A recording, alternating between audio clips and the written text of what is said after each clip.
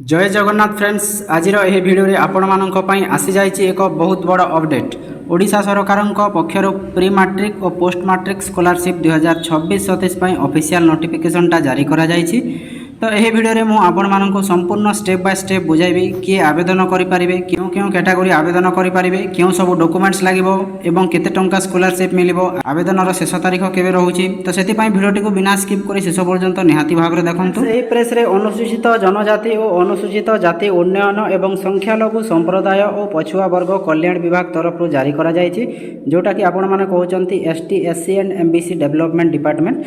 तो से तरफ प्राक मैट्रिक और पोस्ट मैट्रिक जोटा रही आपण मानकर मैट्रिक परवर्ती छात्रवृत्ति आवेदन नोटिसटा रही। तो एथिरे योग्य अनुसूचित जनजाति अनुसूचित जाति एवं अन्यान्य पछुआ वर्ग एवं सामाजिक और शिक्षा क्षेत्र में अनग्रसर थिया वर्ग आर्थिक क्षेत्र में अनग्रसर वर्गर छात्र छात्री मानक पई 2026-27 शिक्षा वर्ष जोटा रहुछि। तो तांकर पाठ्यक्रम निमंते पंजीकरण एवं नवीकरण ओडिशा राज्य छात्रवृत्ति पोर्टाल रे ओडिशा स्टेट स्कॉलरशिप पोर्टाल आह्वान करा जाउछि। तो समस्त योग्य छात्र छात्री मानक अनुरोध जे सेमने निम्न यूआरएल को जाई प्राक मैट्रिक और मैट्रिक परवर्ती छात्रवृत्ति पई आवेदन एवं नवीकरण करें। तो तार ऑफिशियल वेबसाइटा हूँ यहाँ आपण मैंने देखिपुंट www.scholarship.odisha.gov.in। तो जो प्राक मैट्रिक एवं मैट्रिक परवर्ती छात्रवृत्ति पाइबापी किसी योग्यता गुड़ाक रही। तो प्रथम जोटा रही आपण मानकर आवेदनकारी योग्य अनुसूचित जनजाति अनुसूचित जाति एवं अन्यान्य पछुआ वर्ग सामाजिक और शिक्षा क्षेत्र में अनग्रसर वर्ग आर्थिक क्षेत्र में अनग्रसर वर्गर छात्र छात्री होइथिबा सह परिवारर समस्त उत्सर वार्षिक आय 2,50,000 अधिक होई नथिबा दरकार। तो यहाँ रही आपण मानकर। तापर सेकेंडा जोटा रही आपण मान आवेदनकारी जाति प्रमाणपत्र ओडिशार राजस्व विभाग तहसीलदार अतिरिक्त तहसीलदार किंबा ताहाठार उच्च पाह्यार राजस्व अधिकारी द्वारा जारी करा जाइतिबा आवश्यक। तापर रही आपण मानकर आर्थिक क्षेत्र में अनग्रसर आवेदनकारी क्षेत्र में जाति संबंधी स्वघोषणा पत्र जोटा कि आप सेल्फ डिक्लेरेशन कहते।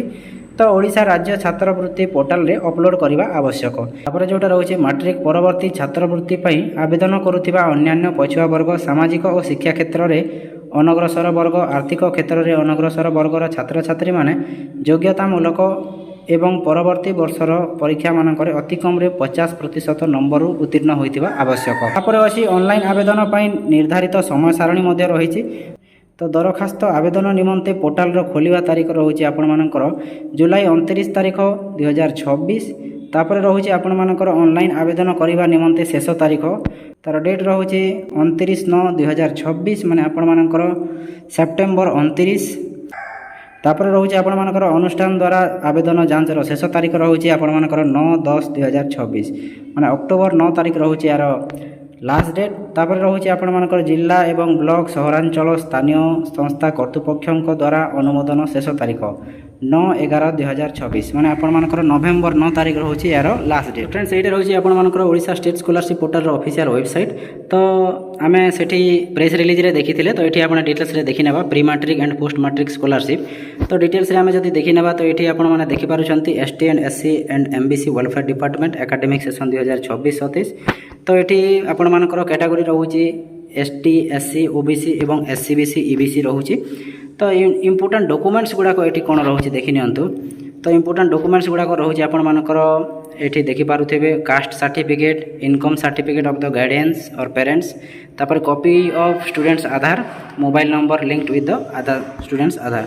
तो आपण मानकर जो आधार रे जो नंबरटा लिंक अच्छी रजिस्टर अच्छी से नंबरटा दरकार करिवो।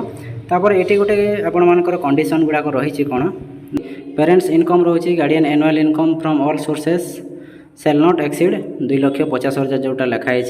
तापर आम जदि देखी ना स्कॉलरशिप अमाउंट गुड़ाक ये हॉस्टेल और डे स्कॉलर मानक लिखाई। तो एसटी स्टूडेंट्स मानक जो मैंने हॉस्टेल रे 6,250 टंका एवं डे स्कॉलर मानक 3,000 टंका। तापर गर्ल्स मानक रही से 6,250 टंका एवं हॉस्टेलर डे स्कॉलर मानक रही 3,000 टंका। तापर से ये आपण मैंने देखिपुंट एससी मानक एससी कास्ट मानक रही हॉस्टेलर मानकर 7,000 टंका गर्ल्स मानक 7,000 रही। तापर डे स्कॉलर मानक 3,500 डे स्कॉलर मानक 3,500 टंका। तो से ओबीसी और एससीबीसी जोटा रोचे से हॉस्टेलर मानकर 4,000 टंका रोचे এবং ডେ স্କଲାର ମାନଙ୍କର ମଧ୍ୟ 4000 ଟଙ୍କା ରହୁଛି। ତାପରେ ଇବିସି କ୍ୟାଟାଗୋରୀ ଯେଉଁଟା ରହୁଛନ୍ତି ସେମାନଙ୍କର ମଧ୍ୟ ସେଇଭଳି 4000 ଟଙ୍କା ହଷ୍ଟେଲର ବୋଥ୍ ହଷ୍ଟେଲର ଏବଂ ଡେ ସ୍କଲାର ମାନଙ୍କର ପାଇଁ ବୋଥ୍ ବଏଜ୍ ଆଣ୍ଡ ଗାର୍ଲସ ମାନଙ୍କ ପାଇଁ ସେମ୍ ଆମାଉଣ୍ଟ ରହିଛି। ତ ଏଇଟା ଥିଲା ଆପଣମାନଙ୍କର ପ୍ରି ମାଟ୍ରିକ୍ ସ୍କଲାରସିପ୍। ଯଦି ଆମେ ଦେଖିନେବା ପୋଷ୍ଟ ମାଟ୍ରିକ୍ ସ୍କଲାରସିପ୍ ପାଇଁ ତ ସେଇ ସେମ୍ ହିଁ ଆପଣମାନଙ୍କର ST and SC MBC welfare department 2026-27 ଶିକ୍ଷାବର୍ଷର ତ ST SC OBC ଏବଂ SC BC EBC କ୍ୟାଟାଗୋରୀ ମାନଙ୍କ ପାଇଁ ତ ଏଠି ମଧ୍ୟ ସେ ସେମ୍ ଆପଣମାନଙ୍କର ଗାଇଡ଼ଲାଇନ୍ସ ରହିଛି। ତ 2,50,000 ଟଙ୍କାରୁ କମ୍ ରହିଥିବା ଦରକାର ଆପଣମାନଙ୍କର ପ୍ୟାରେଣ୍ଟସ୍ର ଆନୁଆଲ୍ ଇନକମ୍। ତାପରେ ଇମ୍ପୋର୍ଟାଣ୍ଟ ଡକୁମେଣ୍ଟସ୍ ଗୁଡ଼ାକ ଏଠି ଦେଖି ନିଅନ୍ତୁ। କାଷ୍ଟ ସାର୍ଟିଫିକେଟ୍, ତାପରେ income certificate, copy of students Aadhaar, ତାପରେ ଆପଣମାନଙ୍କର ବ୍ୟାଙ୍କ ପାସବୁକ୍, ତାପରେ ପାସପୋର୍ଟ ସାଇଜ୍ ଫଟୋଗ୍ରାଫ, ତାପରେ ଯଦି ଆପଣ ଫିଜିକାଲି ହ୍ୟାଣ୍ଡିକ୍ୟାପ୍ଟ ଅଛନ୍ତି ତ ଆପଣମାନଙ୍କର PWD ସାର୍ଟିଫିକେଟ୍ ଯେଉଁଟା ରହୁଛି ସେଇଟା ମଧ୍ୟ ଏଠି ଦେଇପାରିବେ। ତାପରେ ହଷ୍ଟେଲ ବୋନାଫାଇଡ୍ ସାର୍ଟିଫିକେଟ୍ ଯଦି ଆପଣ ବୋର୍ଡର୍ସ ଏରିଆରେ ରହୁଛନ୍ତି। ତାପରେ ଇନଷ୍ଟିଟ୍ୟୁସନ୍ ଡିକ୍ଲାରେସନ୍ ମଧ୍ୟ ଦରକାର କରିବ ଏବଂ all academic certificate starting from matriculation. ତ ଆପଣମାନଙ୍କର ସବୁ ସାର୍ଟିଫିକେଟ୍ସ ମଧ୍ୟ ଏଠି ଲାଗିବ।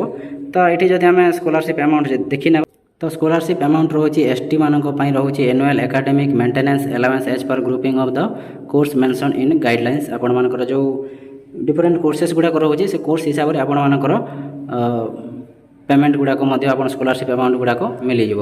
तापरे ସେଇଭଳି ଆପଣମାନଙ୍କର payment on yearly basis payment in Aadhaar seated bank account ଆପଣମାନଙ୍କର जो बैंक पासबुकटा रही है आधार सीटेड होइथिबा दरकार। तापरे ओबीसी और एससी बीसी स्टूडेंट मानक पई एनुअल एकेडमिक अलाउंस एवं course fee as per grouping of the course.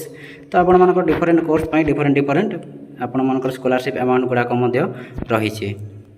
तो फ्रेंड्स ये आपनकर Odisha state scholarship portals details थिला। तो नेक्स्ट वीडियो में देखिए केमी कौन आवेदन करेंगे से डिटेल्स मो वीडियो नहीं आसबि। तो फ्रेंड्स यह थिला प्री मैट्रिक और पोस्ट मैट्रिक स्कॉलरशिप 2026-27 संबंधी संपूर्ण अपडेट। जदि आपणकर कौन प्रकार प्रश्न रोचे ताहले कमेंट करूँ मु निश्चय उत्तर देवाक चेष्टा करी। भिडियोटी भल लगी भिडियोटा गोटे लाइक करूँ, निज सांग सहित शेयर करूँ और आम चैनल को प्रथम थर पर देखुंत तेज सब्सक्राइब कर पाखे बेल आइकन को ऑल सेट कर दिंतु जहाँद्वारा एभली समस्त स्कॉलरशिप एडमिशन और गवर्नमेंट अपडेट सबुठ प्रथम पाइपर। धन्यवाद। जय जगन्नाथ।